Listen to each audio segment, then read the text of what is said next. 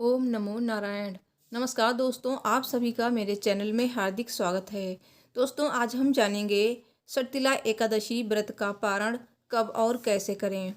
सटतिला एकादशी का व्रत माघ मास के कृष्ण पक्ष की एकादशी को किया जाता है और एकादशी के दिन भगवान विष्णु का पूजन अर्चन किया जाता है।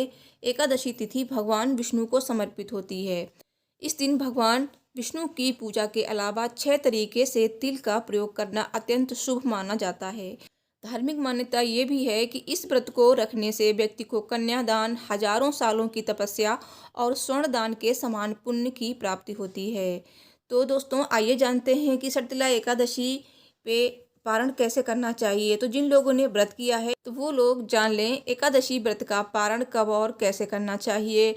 तो जो लोग एकादशी व्रत पारण यानी कि एकादशी का व्रत जल्दबाजी में खोल लेते हैं तो उन लोगों को व्रत का पूर्ण फल नहीं प्राप्त होता है। दोस्तों, आप इस वीडियो में ये भी जानेंगे अगर पारण के दिन आपका व्रत है यानी कि गुरुवार है तो गुरुवार का व्रत है तो पारण कैसे करें ताकि आपका व्रत भी ना टूटे और पारण भी हो जाए। तो वीडियो को पूरा जरूर देखें। एकादशी व्रत का पारण द्वादशी तिथि पे किया जाता है।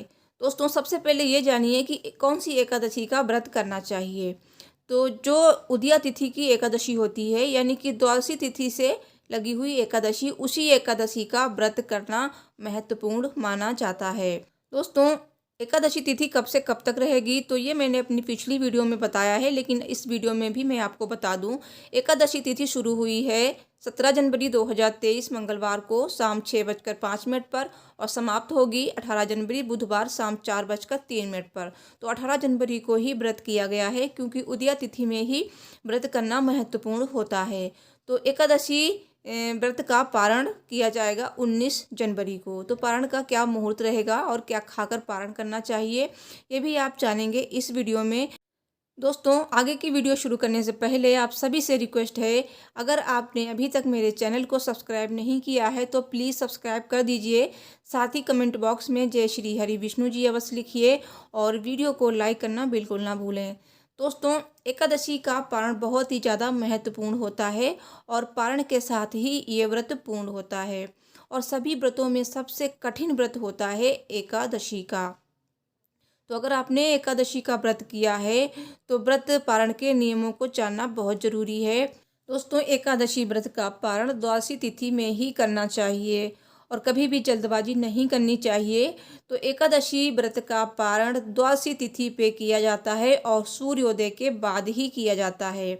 ऐसा नहीं है कि सूर्योदय से पहले ही आपने जल्दबाजी में व्रत का पारण कर लिया यानी कि व्रत खोल लिया, तो ये बहुत ही ज़्यादा अशुभ माना जाता है और इसका पूर्ण फल तो प्राप्त बिल्कुल नहीं होगा आपको। तो पारण भी आपको शुभ मुहूर्त में ही करना चाहिए और पारण के नियम आप जरूर जान लें।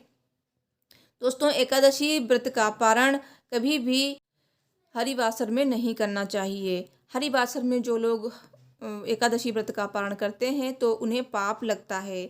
तो हरिवासर किसे कहते हैं ये भी जान लेते हैं। जब द्वादशी तिथि शुरू होती है ना तो उसकी 1/4 अवधि को, जो पहली 1/4 अवधि होती है ना, उसी को हरिवासर कहते हैं। तो उस अवधि में पारण नहीं करना चाहिए। दोस्तों, आइए जानते हैं सटतिला एकादशी व्रत का पारण का शुभ मुहूर्त क्या रहेगा। व्रत पारण का शुभ मुहूर्त है 19 जनवरी गुरुवार सुबह 7:02 से सुबह 9:09 तक। तो इस बीच आपको पारण कर लेना चाहिए। दोस्तों, आइए जानते हैं कि पूजा कैसे करनी चाहिए एकादशी व्रत पारण के दिन।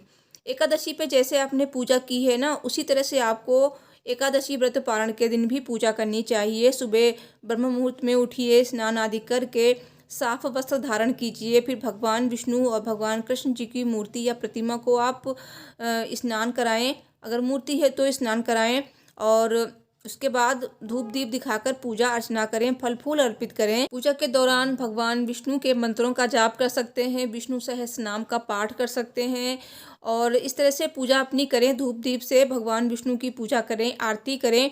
उसके बाद इस दिन दान का बहुत ज़्यादा महत्व होता है, तो दान भी अवश्य देना चाहिए। तो जो भी चीज़ें आप दान करना चाहते हैं, जो भी वस्तुएं, उनको भगवान विष्णु के समक्ष रखें और उन सारी वस्तुओं को दान देने का संकल्प लें। इस तरह से दिया हुआ दान बहुत ज़्यादा पुण्य प्रदान करता है और इस दिन आप तिल का दान अवश्य करें।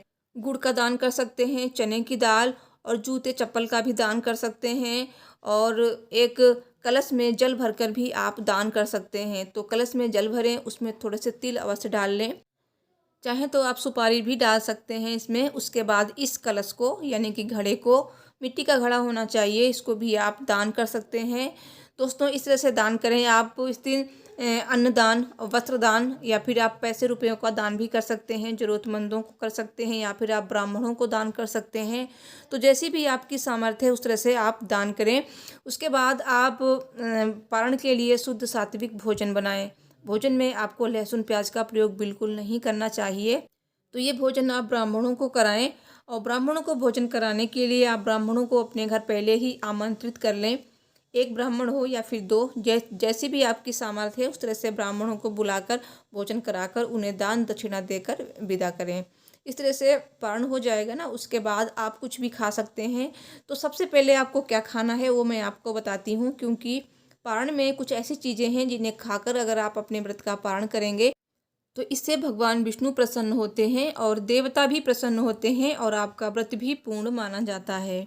दोस्तों अगर आपका पारण के दिन व्रत है, जैसे कि इस बार गुरुवार को व्रत का पारण है, और गुरुवार के दिन अगर आपका व्रत है तो पारण कैसे करें, क्या खाकर पारण करें ताकि आपका व्रत भी ना टूटे और आपका पारण भी हो जाए।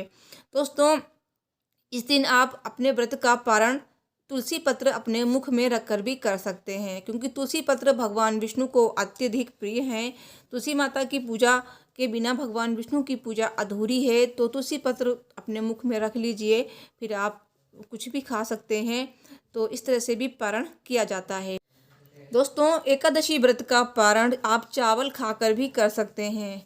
एकादशी पे चावल नहीं खाए जाते हैं और चावल आपको बनाने भी नहीं चाहिए अगर आपने व्रत नहीं रखा है तो भी। तो एकादशी के दिन चावल नहीं खाए जाते हैं, लेकिन द्वादशी तिथि पर पारण के समय आप चावल खा लीजिए। तो चावल खाकर भी एकादशी व्रत का पारण किया जाता है। तो एकादशी के दिन चावल नहीं खाए जाते हैं, लेकिन द्वादशी तिथि पर चावल जरूर खाने चाहिए। दोस्तों आप जानते हैं अगर पारण वाले दिन यानी कि पारण गुरुवार को है इस बार, तो अगर आपका गुरुवार का व्रत है तो आप पारण कैसे करें। तो ऐसे में आप स्नान करने के बाद पूजा पाठ कर लीजिए।